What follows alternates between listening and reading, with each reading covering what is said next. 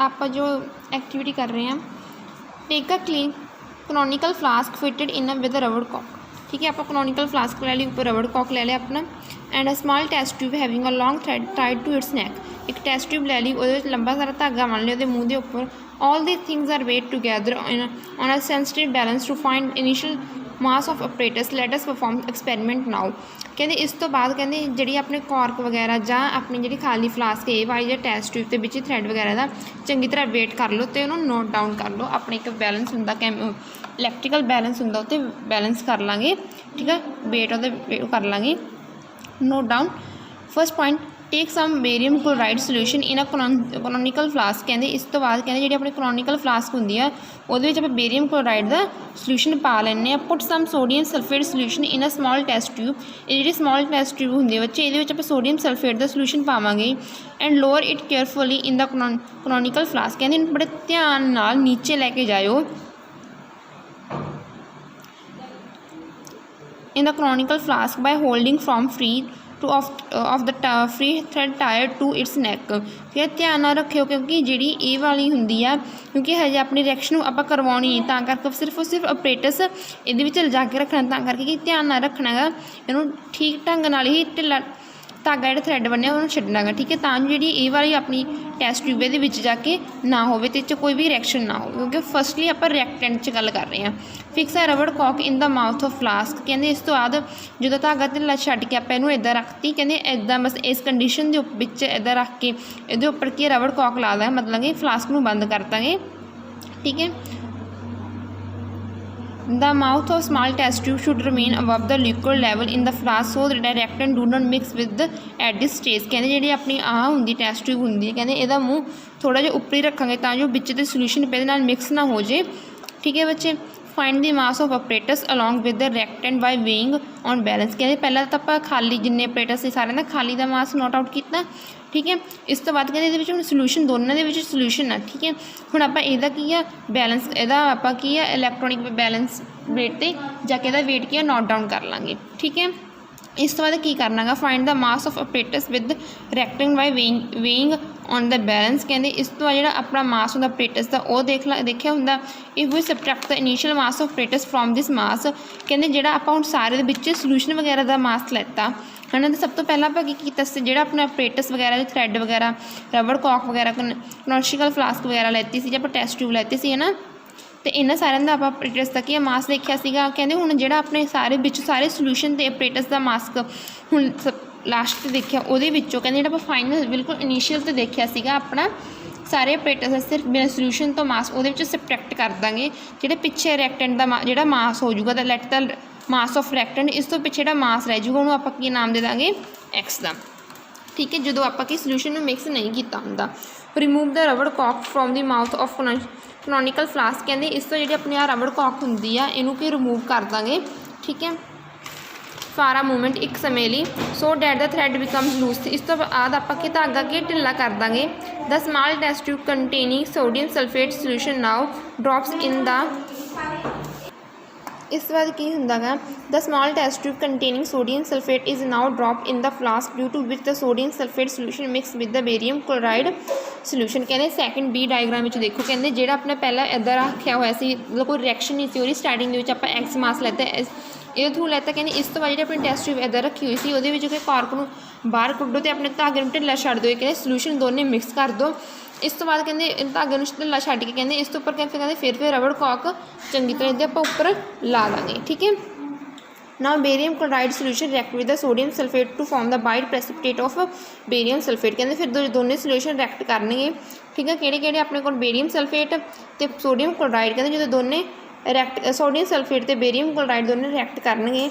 ठीक है बच्चे, तो अपने को एक वाइट कलर के ਪ੍ਰੈਸਿਪੀਟੇਟ ਵਾਈਟ कलर के मणके कह सकते हैं ਪ੍ਰੈਸਿਪੀਟੇਟ बन जाएंगे जो कि होंगे बेरियम सल्फेट जो कि बेरियम सल्फेट के होंगे तो सोल्यूशन किहड़ा होगा सोडियम क्लोराइड। ठीक है we again find the mass of the operators along with the product by weighing on balance. कहते इस तो बाद जो पहला तो आप किया सिर्फ ऑपरेटर्स का फिर आप किया कि जी टेस्ट ट्यूब होंगी उन्होंने बिच मिक्स नहीं करते तो सोल्यूशन में वैसे ही कर लिया इदा तो उन्होंने नाम दिता से आप एक्स का। ठीक है। इस तो बाद कहते अपना सोल्यूशन मिक्स होने तो बाद ये सारे दा अपरेटस का आपां की करांगे वेट मेजर कर लांगे। ठीक है। सब तो पहला अपना की कीता सी अपना रबड़ कॉक वगैरह का अपने इकोनॉमिकल फ्लास्क वगैरह ओहदा ते एक थ्रैड दा ते अपने कोल सब इनीशियल जो बिल्कुल स्टार्टिंग दे विच ते अपने टेस्ट ट्यूब दा आपां की कल्ले अपरेटस का ही वेट नोट किया। ठीक है।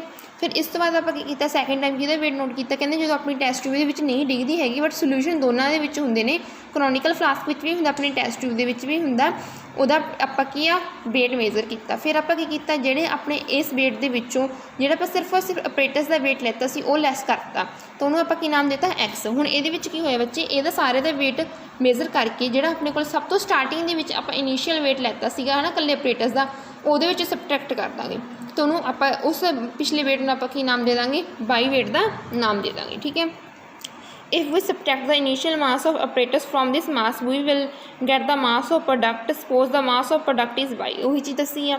Now if the product mass of product Y is equal to the mass of reactant. हाँ जी वही गल होगी इनू तो आप दिता सी बच्चे एक्स का नाम दिता सी इनू दिता सी आपां वाई का नाम। आप conservation of law of mass लिए करना कि रिएक्टेंट ते प्रोडक्ट का मास की सेम होना चाहिए मतलब कि अपने को एक्स ते वाई की वैल्यू की है इक्वल होनी चाहिए मतलब X is equal to Y होना चाहिए बाय मैथमेटिकल कॉन्सैप्ट। ठीक है। Then this experiment verify the laws of conservation of mass तो कहते फिर आप कह सकते होंगे कि हाँ जी ये चीज़ की लॉ ऑफ कंजरवेशन मास को की फॉलो कर रही है। ठीक है। नैक्सट पेज नैक्सट बच्चे इन्होंने कैमिकल रिएक्शन लिखी है देखो जी कैमिकल रिएक्शन की है बेरियम क्लोराइड ते सोडियम सल्फेट मिलकर अपन बच्चे की कहा सी वाइट प्रेसिपिटेट कहा सी ते एक सोडियम क्लोराइड सोल्यूशन देता।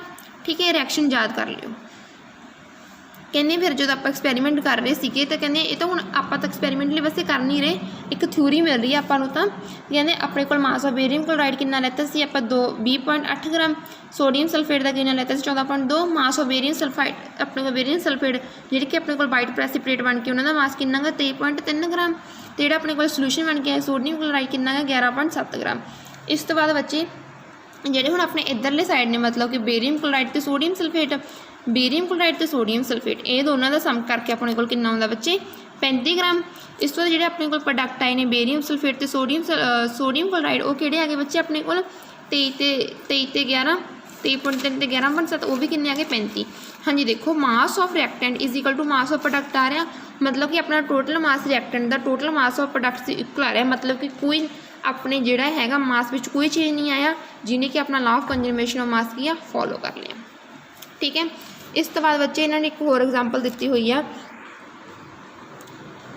ठीक है। देख लें आप NCERT बुक क्वेश्चन ही है sodium carbonate react with ethanoic acid to form the sodium ethanoate मतलब बच्चे ये अपनी एक्सरसाइज वगैरह का कोई सम होना। ठीक है। देख लो चलो फिर भी sodium carbonate react with ethanoic acid to form the sodium ethanoate carbon dioxide and water कहते जो सोडियम कार्बोनेट होगा एथोनिक एसिड ना मिलकर अपन बच्चे की दूगा sodium ethanoate plus carbon dioxide इन्होंने दी हुई चीज़ प्लस वाटर। अब देखो sodium carbonate plus ethanoic acid ठीक है 2 फॉर्म मतलब बच्चे इन्होंने कुछ नहीं इन्हों कोई चेंज नहीं आया चेंज को जो कदों जो इन्होंने कैमिकल रिएक्शन स्टार्ट हो मतलब प्रोडक्ट अपने को है सोडियम एथोनेट कार्बन डाइऑक्साइड ते प्लस वाटर। ठीक है। In experiment 5.3 gram of sodium carbonate react with the 6 gram of ethanoic acid कहते 5 ग्राम तो अपने को 5.3 ग्राम तो बच्चे इन्होंने आपको की दिता सोडियम कार्बोनेट किया इन्होंने 6 ग्राम किया हुआ एथोनिक एसिड दिता हुआ इन्होंने फिर की कहते form the 8.2 gram of sodium ethanoate 8.2 gram इन्हें की बनाया सोडियम एथोनेट 2.2 कार्बन 2.2 इन्होंने की बनाई है कार्बन डाइऑक्साइड तो 0.9 की बनाया इन्होंने पानी। Show that this data verify the law of conservation of मास बहुत सिंपल है दसना कि जोड़ा ये वाला डाटा इन्होंने दिता गा अपन law of conservation of mass follow करता मतलब कि total mass of reactant is equal to total mass of product होंगे। हाँ जी होगा क्योंकि फॉलो तो करूँगी ओबीयसली देख लेने देखेंगे पहला आप करेंगे मास ऑफ रिएक्टेंट रिएक्टेंट के कितने एलीमेंट्स ने 2 ने तो आप इन्होंने दोनों के मास का सम करांगे। मास ऑफ सोडियम कार्बोनेट इन्होंने आपको कितने दिता 5.3 ग्राम फिर इन्होंने क्या मास ऑफ एथोनिक एसिड इन्होंने आपको कितना दिता 6 ग्राम सम करके देखा कि होगा 11.3।